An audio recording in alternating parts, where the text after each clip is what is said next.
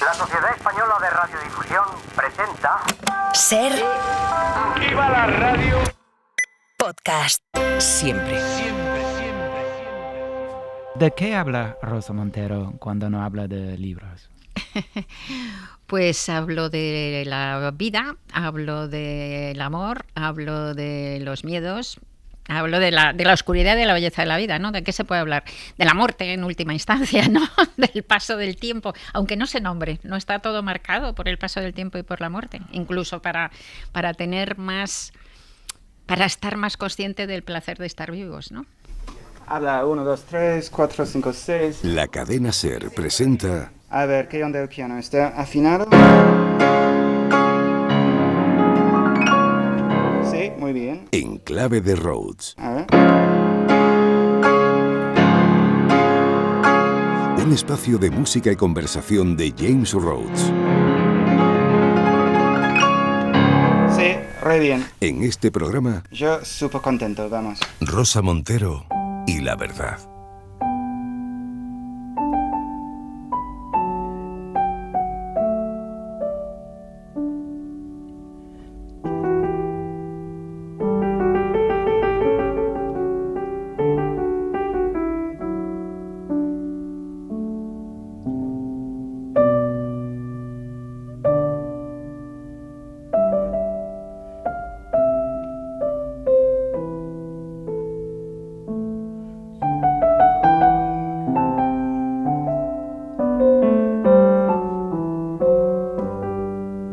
Respirar, pensar, hacer una pausa. Son cosas que esta vida frenética que llevamos no nos permite hacer normalmente. Por eso aquí ya empieza una hora en la que nos vamos a permitir el lujo de hacerlo, de hablar sobre las cosas más humanas, las que vienen de dentro, las que ojalá inspiran a otros. Yo soy James Rhodes y en este viaje las personas van a ser fundamentales. Y hoy tengo a mi lado a Rosa Montero. Rosa, ¿qué tal? Muy bien, encantada de estar aquí. Yo más, te lo juro. Mira, Rosa, antes de empezar, pues si hay alguien que no te conoce, que no lo creo en absoluto, pero vamos a intentar resumir quién es Rosa Montero. Rosa Montero es una periodista madrileña.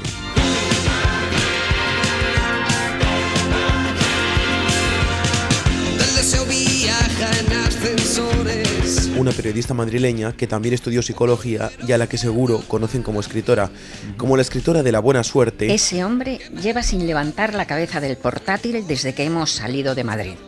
Y eso que es un ave de exasperante lentitud comparada en todas las estaciones posibles en su camino a Málaga. O de la ridícula idea de no volver a verte. Como no he tenido hijos, lo más importante que me ha sucedido en la vida son mis muertos. Y con ello me refiero a la muerte de mis seres queridos. ¿Te parece lúgubre, quizá incluso morboso? Yo no lo veo así. Como novelista y para narrar, es conseguir que el lector se convierta en un testigo. O sea, tú en una novela que empieces a contar cosas, fulanito vino, a los 16 años vino desde el pueblo a Madrid y tal, eso es fatal, eso es muy mala literatura de ficción, ¿no? Rosa Montero ha ganado el Premio Nacional de las Letras, pero también el de Periodismo, y se nota el periodismo en su forma de ver la vida. Lo que llamamos el trastorno mental o lo que llamamos muy mal llamado locura es algo que forma parte esencial, básica de lo que es ser un ser humano. Y sin embargo ha estado oculto bajo un tabú total, no se nombra, no se dice, se estigmatiza a la gente con trastornos mentales para protegerse la gente y para no parecer distintos, cuando en realidad la normalidad no existe. Pongamos que hablo de Madrid, de Madrid. Tremendo perfil. Gracias por venir aquí. Nada. Pues, periodista o escritora, si te pregunto a qué te dedicas. Bueno, es ¿Qué me que dices? para mí ser periodista de medios escritos, que es lo que he sido yo, lo que aquí llamamos plumilla, ¿no? Ser una reportera de siempre en medios escritos, eso para mí es un género literario más. Eso es escritura también. Truman Capote escribió A Sangre Fría, que es literariamente un libro magnífico y es un reportaje, es un gran reportaje simplemente, ¿no? Entonces, Es muy raro el escritor que que cultiva un solo género, ¿no? Pues yo qué sé, está Octavio Paz, que era ensayista y poeta, fíjate que 2 géneros tan distintos, ¿no? Entonces yo me considero una escritora que cultiva el periodismo, la ficción y el ensayo. Y dentro de eso, pues son muy distintos, los géneros tremendamente distintos. Y dentro de eso, pues para mí la ficción es algo esencial. Yo escribía como la mayoría de los novelistas, empecé a escribir de niña, ¿no? Mis primeros cuentos los escribí con 5 años y eran de ratitas que hablaban. No pongas esa cara de sorpresa. Nos ha pasado a casi todos los que hemos escrito. Bueno. Empezamos de muy pequeños, ¿no? Y, ¿las tienes? Sí, lo guardó uno de ellos, lo guardó mi madre, lo fechó y lo tengo. No, lo publicaba, hombre, era un cuento espantoso. Leí una entrevista con la Rowling, la de Harry Potter, que decía también que ella su primera novela la había escrito con 6 años y era de un conejito que hablaba. Así que nos da a todas por los roedores parlantes, no sé por qué, no sé qué significará. Bueno, entonces, pues desde que me recuerdo como persona, me recuerdo escribiendo, ¿no? Porque el recuerdo articulado de uno mismo yo creo que empieza en torno a los 5 años ya, ¿no? Así que siempre me recuerdo escribiendo ficción. De modo que para mí escribir ficción es mi manera de estar en la vida, es mi manera de ser, es una estructura básica que me mantiene en pie, una especie de esqueleto exógeno. Yo creo que como la música para ti, sin ello yo no podría levantarme por las mañanas, ¿sabes? Claro, o sea, esa cosa, esa armadura que te permite vivir, sí. ¿No?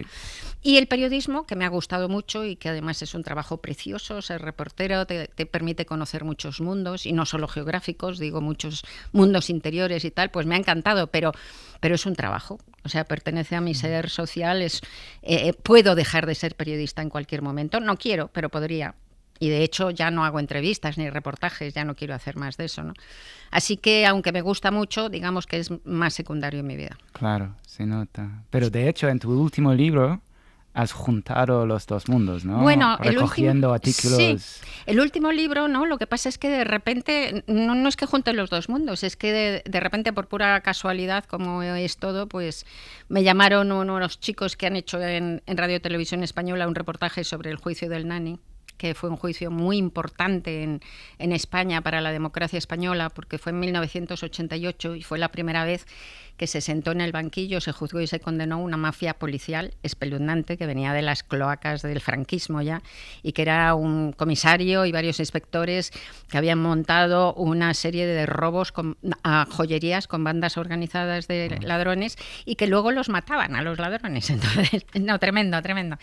Bueno, entonces pues yo había cubierto aquello como hice crónicas para El País y entonces los chicos estos que han hecho un documental magnífico en Radio Televisión Española me pidieron que escribiera, que hiciera una entrevista hablando de las crónicas y dije, fenomenal, pero es que no me acuerdo de nada, ¿no? Claro, ¿tú te acuerdas del 88? Mucho tiempo, para nada. No me acuerdo de nada, así que me mandaron las crónicas porque ni siquiera guardo nada de lo mío, me las leí y tal, y me sorprendieron porque se me habían olvidado y eran como un viaje a una España que se nos había olvidado, ¿no? Como un mundo paralelo y tal.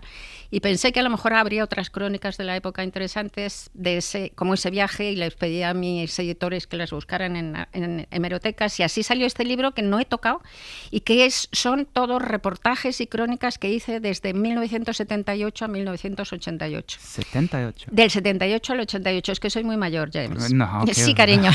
Pero las cosas han cambiado leyendo estos... Muchísimo, te quedas ¿sí? patidifuso, sí. Por el mejor. No, sí, no, sin duda en España para mejor, ¿sí? Porque aquella España era brutal, o sea, paupérrima, los fondos de la UE nos han cambiado mucho, era una España sin desarrollo democrático, no había ningún tipo de derechos.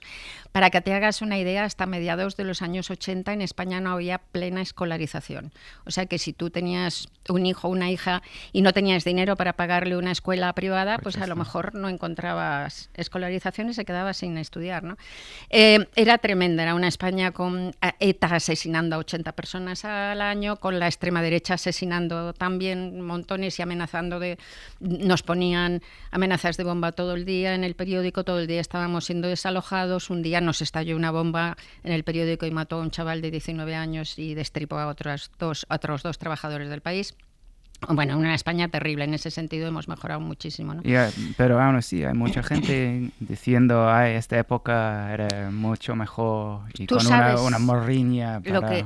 Bueno, esa es una de las grandes falacias, ¿no?, emocionales, y es No sé cómo la gente no aprende, porque cada generación lo cumple eso, ¿no? No aprendemos nada. No aprendemos nada. Confunden la añoranza por el brillo de la propia juventud con el brillo de la vida, ¿no? Es que la juventud arde en sí misma, ¿no? Entonces, esas llamas que recuerdas eran de tu juventud, no eran de la época. Tú sabes que hay pintadas de hace 4.000 años en las pirámides de Egipto, pintadas de la época, grafitis de la época, diciendo esta juventud se ha perdido, nosotros ya no vamos a hablar de desastres. Nada ha cambiado en absoluto. Sí. Pues mira, Rosa, en cada programa, con cada invitado, me preparo un tema central que sirva para construir una conversación. Y hoy contigo he elegido la verdad. La verdad, wow. En unos momentos de tanto ruido, de tanta mentira, quiero saber, para empezar, ¿qué es para ti la verdad? Pues mira, es un tema tremendo, y filosóficamente complejísimo, porque de alguna manera la verdad... ¿No es blanco y negro? No, claro, la verdad absoluta por supuesto que no existe. O yo he llegado a la conclusión de que solo hay muy pocas verdades que se mantienen contra viento y marea, y una de ellas es algo que parece casi un principio, ¿no?, cristiano de estos, pero que es verdad: no hagas a otras personas lo que no quieras para ti. O sea, la base más clara que hay para saber que lo que estás haciendo no es profundamente erróneo, yo creo que es una medida de empatía, ¿no? Es ponerte en el lugar del otro. Claro. Entonces, lo que más se acerca a la verdad es no hacer daño, sobre todo no hacer daño, ¿sabes? Entonces, otra de las cosas que tengo clarísima es que nadie, no hay una sola idea en el mundo por la que merezca matar. Porque que merezca la pena matar, ni una sola idea en el mundo. Otra cosa es defenderte, si te están atacando, atacando a tu hija, pues a lo mejor tienes que pelearte y matar, ¿sabes? Pero por ideas no hay una sola idea por la que merezca la pena matar, porque en el momento, ni torturar. O sea, esos son para mí principios de las pocas verdades absolutas que hay, digamos, porque en cualquier situación a mí me parece que siguen permaneciendo incólumes. Pero fuera de ahí, el mundo está lleno de grises, sí, está lleno de grises. ¿Siempre dices la verdad?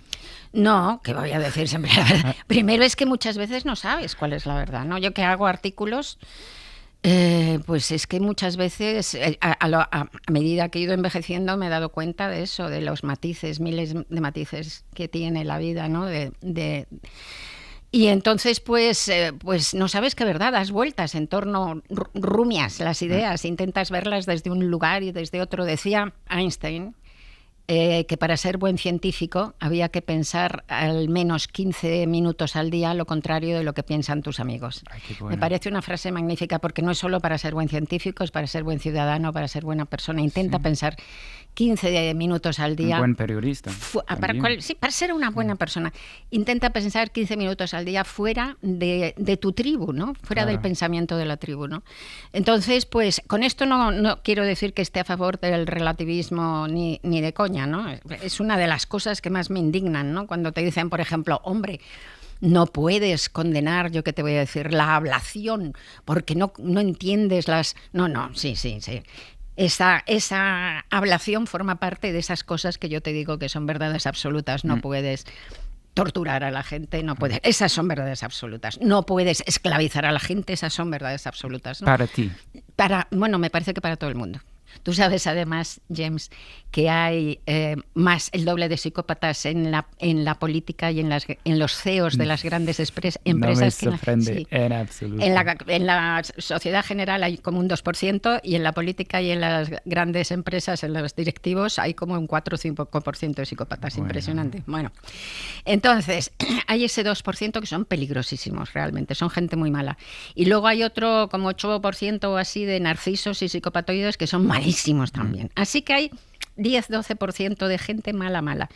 Pero esa tiene una visión buena, esa cifra. Hay un 98% que no. Entonces, la inmensa mayoría. La inmensa mayoría. ¿Por qué sucede el mal? Pues el mal sucede porque lo permitimos. Claro. Porque les permitimos a esta gente salirse con la suya. ¿Y por qué lo permitimos? Pues mira, por cobardía, por pereza, por ambición equivocada, por intentar cerrar los ojos, que en eso somos muy buenos. En cerrar los ojos somos muy buenos, en decir, a mí no es conmigo, ¿no? O ya lo hará otro. O, ¿sabes? Sí. ¿Yo qué voy a hacer? ¿Yo qué voy a hacer, no? La pereza. Sí, pereza moral, sí. Pero mentir a veces es bueno, ¿no? Incluso hay veces que lo malo es decir la verdad. Hombre, claro. Detesto estas personas que van como de que son Tengo que repugnantes. decir la verdad, sea Yo lo que siempre sea, digo ¿no? la Sí, verdad. Hay que ver perdona. qué horrorosa te veo hoy. Pero ¿cuándo mientes tú? Pues puedo mentir en ese plan, ¿no? En plan de decirle Claro. a alguien que ves, pues, hombre, quiero decir, mientes para que la otra persona se sienta bien, por ejemplo, o yo puedo mentir en algún momento, estoy contando una historia y la y la florezco un poco, ¿no?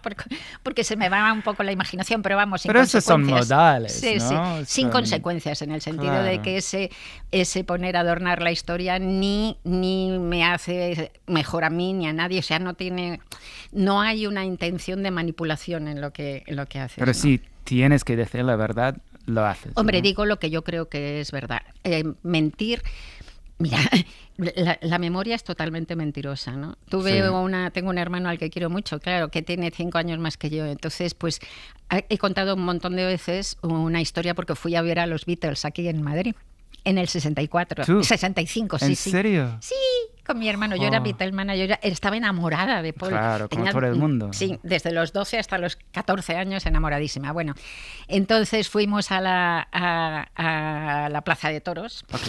Y que íbamos arriba del todo, que ni se veía ni se oía, porque no te puedes imaginar la acústica, o sea, fatal la gente todo. gritando Nada, no, y así. además no, eran malísimos los equipos, bueno, todo horrible en el 65. Ya te digo, tenía 14 años. Bueno, y entonces he contado a veces eso, que cuando salíamos, pues de repente entramos en el metro, todos súper buenos, sin hacer nada, y dimos la vuelta a una de las esquinas del metro y allí estaban los grises, que era la policía del franquismo, y nos asaltaron y empezaron a pegar y tal. Y entonces yo, que tenía una pinta de niña pequeñita, yo he contado que a mí no me tocaron, pero que todos salieron corriendo, incluso mi hermano, que a mi hermano le dieron un golpe en la espalda y que me volví y que vi toda la escalera como la escalera de Odessa, ¿no? De toda la escalera llena de zapatos y de cosas de la gente que se había ido corriendo, ¿no? Bueno, pues lo oyó mi hermano y se agarró un cabreo con razón, porque al parecer no fue así. O sea, ni él me dejó, ni se fue corriendo, ni nada. Bueno, yo lo recuerdo así. Pero porque la memoria es súper mentirosa. La memoria es súper mentirosa. Que nos atacaron, desde luego. Que le pegaron un palo, creo que también. Pero, en fin, esa mirada mía de la escalera con los zapatos posiblemente es un adorno de mi memoria. Mira, Rosa, en cada programa les pido a mis invitados que me permitan 4 minutos para tocar Ay, una me pieza. encantaría, qué regalo. A ver, tampoco tanto. Sí, total, A ver, no escuchaste, como sabes. pero hoy he elegido una pieza de la ópera, ay, mi acento aquí es fatal, de Orfeo y Eurídice. Magnífico, sí. ¿Ah, sí? ¿En serio? Bueno, Sí. de Gluck. Y en este momento de la ópera, Orfeo desciende al inframundo Ujú. para intentar rescatar al amor de su vida. No sabe si sobrevivirá, si la encontrará, si todo estará bien o no. Solo sabe que el amor lo es todo. Es su verdad suprema. Maravilla. ¿Sí? ¿Viste cómo todo está vinculado con la verdad? Sí, sí, con ¿Viste? y con He lo que trabajado hemos mucho. estado hablando, sí, y con la muerte.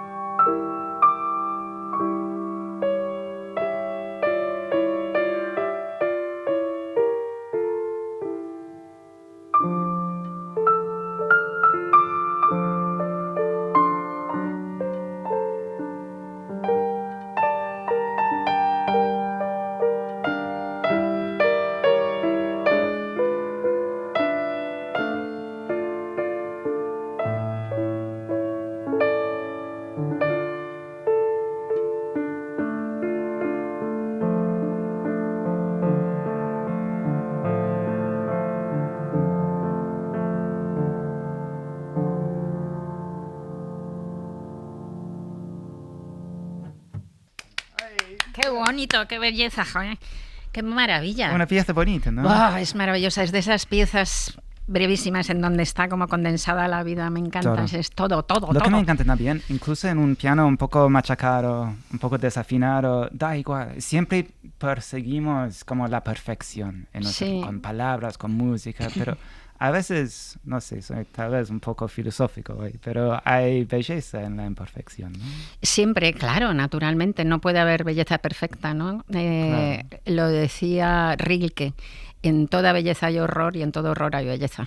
Bueno, esos son mis sueños cada Tremenda, noche. tremenda. Oye, Bueno. cómo me encanta. ¿Sabes qué? Hay otra, estaba escuchándola porque a ella es esa manera, de verdad, eso parece que representa la vida entera, ¿no? Los anhelos, la alegría, la melancolía, la Hay belleza. todo, que es hay todo. todo. Otra pieza de 4 minutos que me encanta es la Nimrod de las variaciones Ay, Enigma. por favor, belga. Una de las pocas cosas bonitas de salir de Inglaterra era Sí, bueno, pero Edward es Elgar. bellísima, ¿no? Sobre Sí, todo sí, Nimrod. sí. Las No, variaciones son es preciosas. tremendo. Y se la escuché en versión de piano a Kissing. Eso, ay, bueno, siempre Maravillosa. lloro con esa Sí, pieza. Hay algo- yo lloro sí, también. sí. La tengo metida en una novela. Ay, Porque, qué sí. periflautas son. Sí. Bueno, me da igual. Mira, a ver, volvemos al tema de la verdad, porque supongo que ahora, tal vez siempre, pero ahora me parece más que nunca, es habitual en el periodismo mentir. Los Mentir, bulos, la desinformación se expanden por las redes y en los medios a toda velocidad. Y tú, como periodista, Ujú.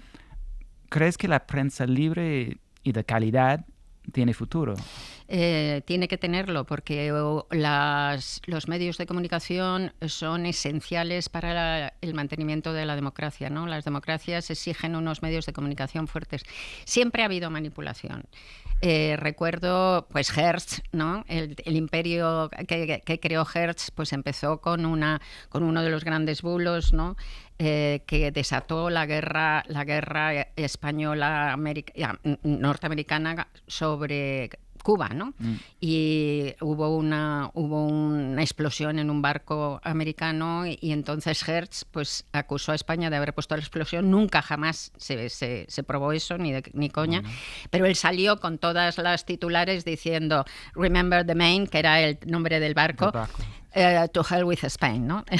Acuérdense del Maine a la mierda, ¿no? Con España. Y ahí eso desencadenó a una guerra, ¿no? Así que ya mentiras ha habido absolutamente siempre. El problema es que ahora hay una tecnología que hace que esas mentiras lleguen a mucha más gente mucho más rápido, que la confusión sea como un remolino, ¿no? La confusión es brutal. Y no solamente eso, sino que hay otra cosa que tiene un efecto todavía mucho peor que la difusión de mentiras a través de las redes y tal, y son los algoritmos que hace que la gente reciba noticias solo, Claro, para aquellas ellos. noticias para Sí, ellos, sí, sí. aquellas noticias que les interesan contadas con el sesgo que a ellos les interesa, Pero ¿no? incluso si no les interesan, les indignan. Eso Sí, por para mí eso, es el punto. eso es lo que les Quieren indigna. que Bueno, pues se saben, pero son, enfadan, claro, se- contadas solamente con ese sesgo suyo. Mira, en España, me acaban de dar el dato, el 53% de las personas se informa por redes. Quiere decirse que, y en otros países debe ser así. Estamos jodidos. Estamos muy jodidos, sí. El 53% quiere decir que ese 53% de personas, la inmensa mayoría, están leyendo solo aquello sí, pero no. que ellos piensan. Pero espera. Yo estaba a punto de decir, ay, pero qué horror, pero ¿qué alternativas hay? Que no quiero mencionar nombres, pero los telediarios Aún así, mira, un telediario son muchos ¿sí? peores. a No veces. son peores, no son peores que una noticia que ya está escogida desde, o sea, a lo mejor ese algoritmo hace que vea solo mentiras sobre Ucrania, yo que sé, lo que quieras. Quiero decir, mucho peor que Es ese que yo algoritmo miro no hay la nada. indignación que hay con Ana Rosa o Susana Griso Sí, ya. lo que Pero sea. bueno, ahí por lo Y- menos puedes ver más cosas. Hay una cierta distancia. No estás encerrado en esa burbuja que sería la antítesis completa de la frase de Einstein, ¿no? O sea, eso sería ir al otro lado. Entonces, lo que pasa es que, claro, todavía no hemos salido en los medios de comunicación de la travesía del infierno esta que nos ha condenado las nuevas tecnologías, ¿no? Las nuevas tecnologías han hecho que de repente los medios de comunicación comunicación hayan tenido una crisis de modelo de mercado, que no ganen dinero, que tú sabes que en los últimos 20 años creo que han desaparecido más del 90% de los periódicos del mundo. Sí, yo sé perfectamente. Y eso es no solo una pérdida para los medios de comunicación, es una pérdida para la democracia. Pero tremenda. Están desesperados ahora y por eso el nivel de manipulación, de indignación, como tienen como 3 segundos para coger la atención. Sí, no, tremendo. Cada vez es más sensacionalista, cada vez más. Pero vamos, que ha existido siempre. La diferencia ahora es, ya te digo, el remolino, la facilidad con que se difunden esas mentiras y luego el hecho, yo lo que veo peor, de verdad, es el hecho del algoritmo, porque esto convierte a la gente en unos ignorantes sectarios enfurecidos. Pero se hacen con impunidad. Sí. Y no solo las redes, pero yo personalmente he tenido unos periódicos escribiendo mentiras, pero a un nivel tan descojonudo. Pero a lo mejor tendrías que haber, lo que pasa es que a lo mejor merece la pena o no, pero hay elementos, te quiero decir, en el Código Penal, en el Código Civil hay maneras de denunciarlos. Lo que no se puede... Es imposible. Sí. Yo he llamado a abogados y me han dicho, no, les encantan una demanda porque es más oxígeno y nunca vas a ganar. No, a veces se gana, en fin, no lo sé, pero bueno. Veces. En cualquier caso, llevo toda la vida en esto y empecé como periodista con 19 años y en épocas además del franquismo y tal, y es algo que se ha debatido mucho y siempre hemos llegado a la conclusión de que la mejor ley de prensa es la que no existe. Porque tú das una ley de prensa restrictiva y das un arma, no sabes a quién. Te vuelvo a insistir, James, que la manipulación ha existido siempre. Entonces, ¿cuál es el problema? Pues el problema es que antes la gente había manipulaciones o había versiones varias que se contradecían. Hay opciones. Había unos se pegaban con otros, otro decía, pues por poner, el país decía una cosa, el mundo la otra, y tú ibas, leías, entrabas, escogías, ¿no? Claro. Ahora, como nos vamos atomizando, te vuelvo a repetir, nos vamos encerrando cada uno en una visión tan pequeñita que ya lo otro no existe, eso es lo que es verdaderamente peligroso. Eso es lo que es peligroso. Porque nos creemos que ese pequeñísimo mundo nuestro es el universo entero. Claro, y es todo un espejismo. Es un espejismo, efectivamente. Y fundado con manipulación, el odio. Otro peligro para mí es la inteligencia artificial. No, ese sí que es un peligro, pero en un sentido... acabo de terminar. Ayer terminé mi última novela de Bruna Husky, que saldrá en enero, y entregué ayer el original y trata de inteligencia artificial. ¿En serio? Sí. Pero bueno. Y es un peligro tremendo, pero no solo por esto que estamos hablando, claro, que ya el mundo ya es imposible, ya está lleno las redes de imágenes que son mentira y que la gente se cree, ¿no? Que son. Sí. Y como dice Nick Bostrom, me parece que se llama, que es un especialista, filósofo y especialista de inteligencia artificial, crear una inteligencia superior es un error evolucionista básico. Es un error gordo, pero precisamente sobre la inteligencia artificial nos hemos preguntado qué pasa con la intimidad de la gente, y es que cada vez es más habitual que las famosas, porque casi siempre son mujeres, denuncian que han cogido su cara y le han puesto en un vídeo porno con IA. Y mira, vamos a escuchar el reportaje. Que nieve en la playa un día de verano, que aterrice un ovni en plena Gran Vía madrileña o que un grupo de elefantes arrample un supermercado son imágenes que hoy en día podríamos ver en cualquier red social, en nuestros móviles, y que miles de usuarios compartirían y creerían reales. Vivimos en la era de la inteligencia artificial y con ella crear realidades que nunca han existido está prácticamente al alcance de todos. Pero ¿qué pasa si esto se hace con el cuerpo de una persona? Un último análisis de Channel 4 News a los 5 principales sitios web de deepfake, vídeos de personas reales generados con inteligencia artificial, ha revelado que se ha creado contenido pornográfico con inteligencia artificial de unas 4.000 famosas. This is me in a porn video, but it's completely fake. This is just someone's fantasy about. Los deepfakes son vídeos creados a partir de la cara de una persona en los que la IA genera movimientos, expresiones o acciones. Una de las víctimas es Katy Newman, presentadora de Channel 4 News, pero es una entre miles. En España, en una búsqueda en 3 páginas de este estilo, más de 30 famosas figuran en vídeos pornográficos creados con inteligencia artificial. Rosalía, Laura Escanes, Edurne, Ana de Armas, Elsa Pataki o la presentadora Ruth Jiménez son solo algunas de ellas. Me he sentido vejada, me he sentido humillada, me he sentido violada sin que te toquen un pelo, porque no te tocan el pelo y sabes que ese cuerpo no es el tuyo. O sea, están cogiendo tu cara, terrible, o sea, es una escena pornográfica, a 4 patas, claro, tú imagínate. En redes sociales, Laura Escanes aseguró también haberse sentido utilizada y expuesta. El cuerpo de una mujer no se utiliza ni para el placer, ni para abusar, ni manipular, aseguró la influencer. Pero aquí la gran pregunta, ¿es esto legal? ¿Podemos hacer que cualquier persona haga o diga cualquier cosa?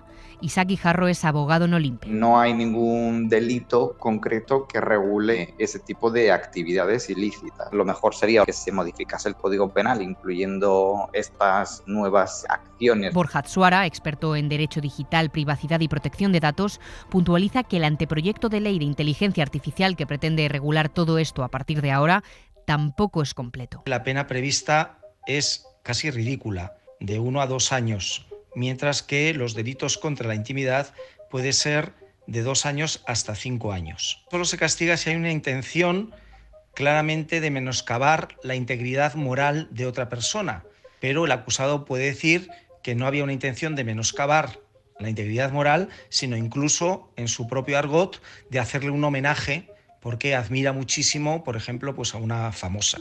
Solo se castiga la difusión de esas imágenes, pero no la generación de las mismas. Con lo cual manda un mensaje a la sociedad de que si generas deepfakes pornográficas de otra persona para tu propio uso, eso no es delito. Yo creo que ese es un mensaje muy peligroso porque esas imágenes tarde o temprano acabarán difundiéndose. Y es que esto no solo afecta a famosas. Estos últimos meses hemos escuchado casos de niñas en institutos de Cataluña, Madrid, Extremadura o Valencia, en los que algunos de sus compañeros han difundido imágenes de ellas desnudas, creadas también con inteligencia artificial. No solo es un delito contra la intimidad o contra la integridad moral, sino sobre todo es un delito de acoso, porque lo que se persigue es que otras personas, a raíz de ese vídeo o de esa fotografía, acosen a la víctima, añadiendo además comentarios vejatorios. Entre 2022 y 2023, la cantidad de pornografía deepfake creada aumentó un 464%, pasando de 3.700 vídeos en 2022 a más de 21.000 vídeos en 2023. Es un infierno sin fin. No, es terrible. Y además es que hay varias apps que son las de los niños estos escolares facilísimas, que te las bajas y está tirado a hacer eso. Y hay varias apps que coges en cualquier momento para tu teléfono, ¿no? Vamos muy por detrás en desarrollo de derechos con la IA, con la inteligencia artificial, no solo en esto, sino en todo. Está ahí Rafael Yuste, que es un neurocientífico muy importante que ha estado español, pero es profesor en Columbia y ha sido el que ha desarrollado durante 10 años o más, o 12, el proyecto BRAIN de Estados Unidos para mapear el cerebro humano y tal y cual. Y entonces Rafael Yuste y otros pues también están clamando porque se incluyan los derechos dentro de los derechos humanos básicos, los derechos también neurológicos, es decir, a que no te escaneen el cerebro, a que no te... una serie de posibilidades que están ahí ya tecnológicamente y que nos pueden convertir pues en zombies, ¿no? Esa manipulación. Entonces, vamos vamos, no es que vayamos muy por detrás, es que no estamos haciendo nada, mientras que estamos creando ¿Pero qué podemos hacer? Pues, es que ya hemos visto... Por lo pronto, una moratoria de la inteligencia artificial se pidió hace 1 año y medio esas 1.300 o 1.000 y pico expertos en IA que pidieron que se parara, ¿no? Claro. Y no se ha hecho nada. O sea, por lo pronto una moratoria para poder estudiar cómo defendernos. Por lo pronto, no se ha hecho nada. ¿Por qué? De nuevo, porque todos están en una carrera loca para ver quién se lleva antes el pedazo de tarta del dinero, sin darse cuenta que vamos a la destrucción, que podemos ir a la destrucción, realmente podemos ir a la destrucción. Ya hemos visto discursos de políticos o famosos que no son reales, pero son 100% realistas. Completamente creíbles, tú no lo puedes distinguir, es brutal. Y ya digo que esto no es solo los únicos problemas, hay muchos más. Eso, manipulación que no nos demos cuenta, manipulación de nuestros cerebros, por ejemplo. Hay montones de posibilidades de destruir la especie con la inteligencia artificial. Es impresionante y no estamos haciendo nada. Me da un jamacuco. Mira, en momentos tan duros como los que estamos viviendo en el mundo, entiendes a la gente que prefiere no saber, no enterarse de las cosas, de las noticias? No, yo no lo prefiero. Me parece que eso es justamente una dejación. Pero ¿sabes? entiendes. Lo entiendo, pero lo que pasa es que eso nos deja más inermes. La gente cree que si se aparta y no elige y no actúa, pues que no está haciendo nada, pero no es verdad. Esa pasividad tuya está siendo aprovechada por alguien. Entonces, ¿pero a quién confías tú para las noticias? Bueno, no, tienes que ver ¿Cuáles muchas... son tus fuentes? No, bueno, pues leo de todo. O sea, leo El País, por supuesto, leo El Mundo, que es porque es los antípodas. Sí. Leo La Vanguardia, que me gusta mucho. ¿En catalán o en no, es en castellano. Es un periódico está muy bien hecho. Esto de aquí, pues, escuchas noticias de radio, ves los informativos que vas picando de aquí y de allá y bueno, pues intentas tener pues una visión lo más amplia posible, sí. Es que precisamente por el momento que estamos viviendo, evitarnos es fundamental para mí. Hablo para mí, meternos, no sé, en una novela, por ejemplo. Que es ficción, es una mentira bien contada, pero que si es buena, es verdad pura, ¿no? Hombre, claro, la ficción tiene una verdad que es mucho más profunda que el periodismo. Mira, en el periodismo tú hablas de los árboles. Tú estás en un bosque, eres un árbol y hablas de los árboles que tienes alrededor. Eso es el periodismo. Y en novela intentas ser un águila, levantar el vuelo y hablar no de los árboles, sino del bosque entero, incluso viéndote a ti mismo como árbol dentro de ese bosque, ¿no? Entonces esa visión... Qué bonito metáfora. Esa visión Sí, esa visión del águila es una visión mucho más amplia y más profunda que la del periodismo. Quiero una pausa musical. Este es el tema de las variaciones Fantasma de Schumann. Es la última pieza que compuso y la escribió poco después de intentar suicidarse. Es muy intenso. Es como él dijo que los fantasmas le dictaban el tema. Flipo con este. Es uno de los momentos más íntimos, más honestos y, no sé, interiores de la música para mí.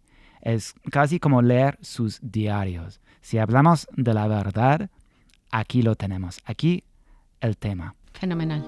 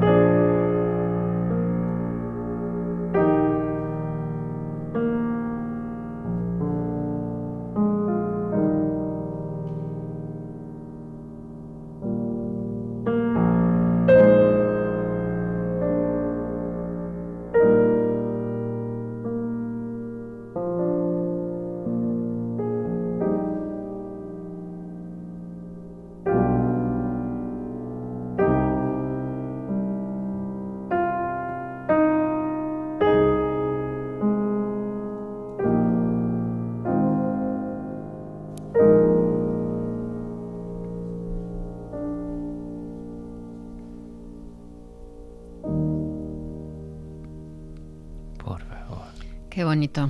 Sí, ¿no? Pobrecito Schumann. ¿Y esto fue antes de que le internaran? No, creo que era mientras estaban en un hospital o justo después, antes de morir. Pobrecito, se pasó los últimos años en un psiquiátrico. Claro, sí, pobrecito. Muy triste. Hay algo que no sabes. Es que ¿cómo sabes tantas cosas sobre tantos temas? ¿Qué va? Bueno, lo primero, soy muy mayor, insisto. No, eso no es una excusa. Es que hay mucha gente. Yo soy muy mayor y no conozco nada. Tú eres un bebé. Eres un bebé total. Pero bueno, es impresionante, la verdad. Mira, en este punto siempre hago a mis invitados algunas preguntas para conocerlos mejor. Ajá. Preguntas prácticas que me pueden ayudar. Y te quería preguntar, ¿cómo hacer para cuidar de ti misma? En el sentido emocional, digo. ¿Vas a terapia, por ejemplo? He ido 3 veces en mi vida. ¿Como 3 citas? O durante... 3 épocas. Tres épocas. Cada vez como un año y pico. Cada vez. Entonces, sí, la primera vez creo que fui como con 42 años, luego como 10 años después, y luego pues sí, como otros 10 años y ya está. Y es una experiencia muy interesante. He hecho psicoanálisis, ¿no? Las 3 veces. Una experiencia muy interesante, intelectualmente muy interesante, la verdad. Si vas con buena gente, pues te enseña mucho de ti y del ser humano en general, ¿no? Del funcionamiento de la mente. Lo que hace un buen psicoanálisis es...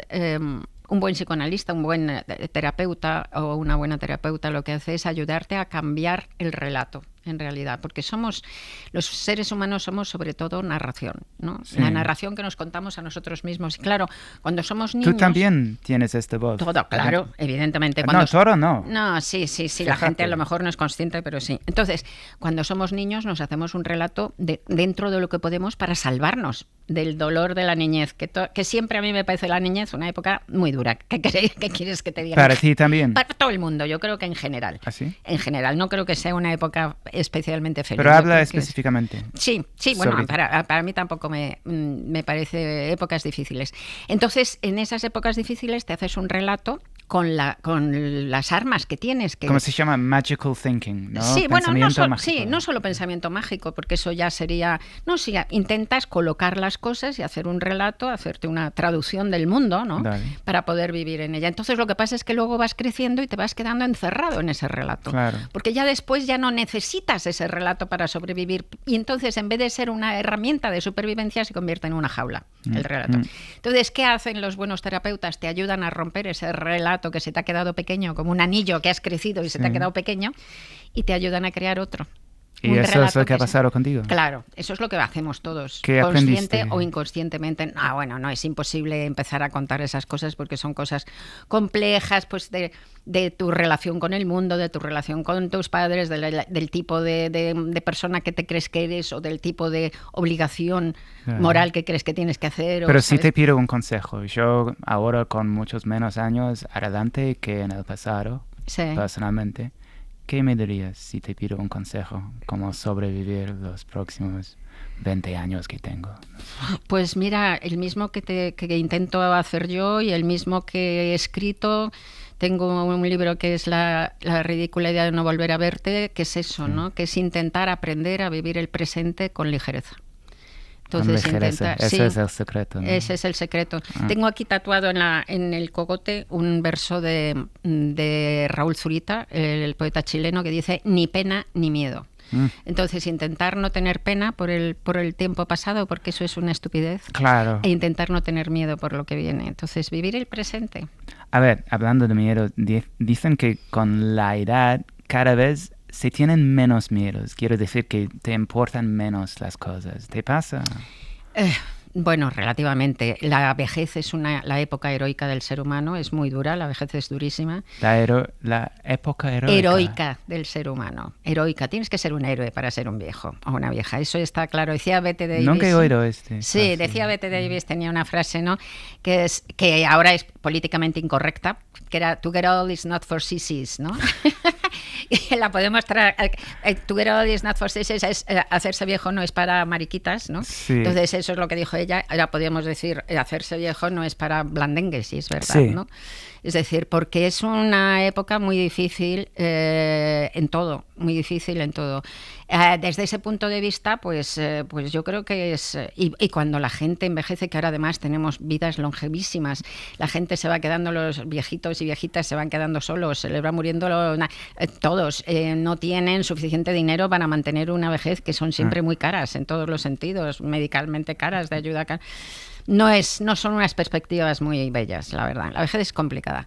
Fuera de eso, sí es cierto que hay cierto aprendizaje de la oscuridad de la vida. Yo eso lo noto. Yo he tenido desde los 16 hasta los 30 años ataques de pánico, que ya no tengo, que puedo volver a tener, pero que he perdido un poco el miedo. O sea que cuando tenía 20 años, pues yo miraba por el rabillo del ojo a la gente, ¿no? A la gente de mayores de 60 años y me espantaban, ¿no?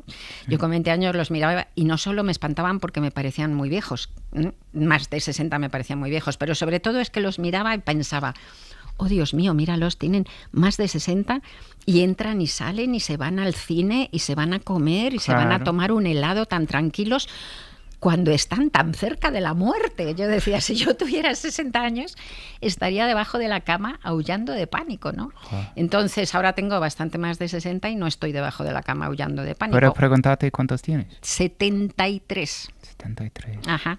Mira. Entonces no estoy, que son una burrada de años, entonces no estoy debajo de la cama aullando de pánico, algo bueno he hecho. Yo creo que he escrito un montón de novelas intentando perder el miedo a la muerte y algo lo he perdido, o sea que... ¿Eso fue el motivo para...? Sí, bueno, yo creo que uno de los motivos para escribir es ese, sí, para mí. ¿En qué sentido? Pues intentando encontrarle un sentido al sinsentido de la vida, un sentido el que sea, no es que vayas a nada, sino poder armonizar la vida con la muerte, que es muy difícil. Para que todo encaja. Sí, para que sea soportable, digamos. ¿A qué tienes miedo ahora? Bueno, miedos concretos, pues sobre todo a la crueldad y al dolor, ¿no? A la crueldad, no ya contra mí, sino contra todo el mundo, ¿no? La crueldad me vuelve loca. O sea, que la gente sea cruel es que me pone enferma, ¿no? Y el dolor propio, ¿no? Sí. El dolor físico. Físico, sí. Y para compensar, ¿qué cosas te hacen reír sin parar? Pues muchísimas cosas. Yo creo que tengo mucho sentido del humor, me parece, y yo creo que es esencial. El sentido del humor para mí es una herramienta intelectual y moral para vivir la vida, ¿no? Nos hace... el sentido del humor te salva de muchas equivocaciones porque te pone en tu verdadero lugar, que es pequeñito, ¿no? La propia importancia... Perspectiva. La autoimportancia y el ego enorme te hace ciego, ¿no? Te hace que tengas un juicio erróneo sobre las cosas, y cuando ves lo pequeñitos que somos todos, pues es muy consolador y el humor es divertido y es consolador. ¿Cómo disfrutas de tus amigos? Porque muchas veces la vida tan intensa que llevamos no nos deja disfrutar. No, pero para mí mis amigos son importantísimos, siempre lo he dicho, creo que lo mejor que soy es amiga en mi vida. Tengo amigos importantísimos desde hace 50 años y tengo amigos importantísimos desde hace 2. Quiero decir que sigo abierta a ese viaje de experiencia y que exige un montón de esfuerzo, que es desarrollar una amistad, porque para mantener una buena amistad tú tienes que hacer un esfuerzo, invertir tiempo y tiempo de calidad. No, las amistades claro. no nacen como las setas es ahí. Un trabajo. Es un trabajo, sí. Un trabajo maravilloso, pero es un trabajo, ¿no? Y yo para mí... una inversión también. Una inversión de tiempo tremenda y de esfuerzo y de atención y para mí es la mejor inversión que puedes hacer en la vida, insisto. Yo creo que lo mejor que soy es amiga. Cuando tengo dudas pienso en mis amigos y yo digo, si esta gente tan maravillosa me quiere, algo habré hecho bien. Qué lindo. Si pudieras elegir una canción, solo una, cualquier canción para algo, un momento muy en concreto, no sé, algo muy importante para tu boda, tu funeral, tu amante, para el mundo. Ay, Dios mío, ¿sabes no cuál sé. sería? Mira, eso es prácticamente imposible para mí. Si yo te lo dijera, ¿tú podrías? Sí. ¿Sí? A ver, ¿cuál? Sí. Yo diría las variaciones Goldberg de Bach. Bueno, pues vale, pues entonces yo voy a decir Nimrod. Nimrod. Sí, Nimrod por Elgar, está sí, porque perfecto. mira, en mi cuarta novela de Bruna, Husky, sí. En la tercera, perdón, la cuarta es la que acabo de terminar. En la tercera, que es Los tiempos del odio, pues Bruna al final está como en riesgo de muerte, no digo más, pero ella piensa que está muriendo y entonces pongo en la novela esa, porque para mí me parece un fragmento de música que ejemplifica la vida, ¿no? Que tiene toda la belleza, un poco como esto que has tocado, tiene toda la belleza y al mismo tiempo toda la pena, al mismo tiempo está como el tiempo deshaciéndose. Esa es la mágica de la música clásica. Tiene todo en 4 o 5 minutos. 4 minutos, 4 minutos. Sí. ¿Quién es la persona que más te ha inspirado en la vida? ¿Y en qué te ha inspirado? Pues no sé, ha habido muchísima gente que me ha inspirado mucho. Obvio, uno es difícil, pero... Uno es dificilísimo. No sabría... Bueno, sí, voy a decir una cosa absolutamente tópica, pero que es verdad y de una manera complicada, ¿no?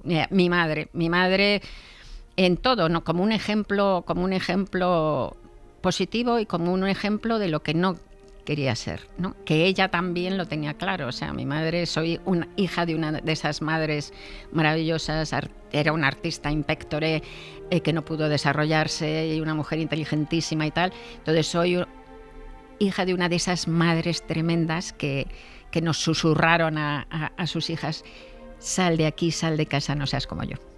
Tremendo. Bueno, pues Rosa Montero, gracias por venir a compartir conmigo. Muchas gracias. Este ratito de radio. Me ha encantado, como siempre. Eres es más un maja que las placer pesetas. Venga. Tú más, cariño. Hasta la próxima. Gracias, Rosa. Nimrod. Ahí lo tienes, solo para ti. Ahí tienes... Bonito. Lágrimas. No. No, está bien. No pasa nada. Venga.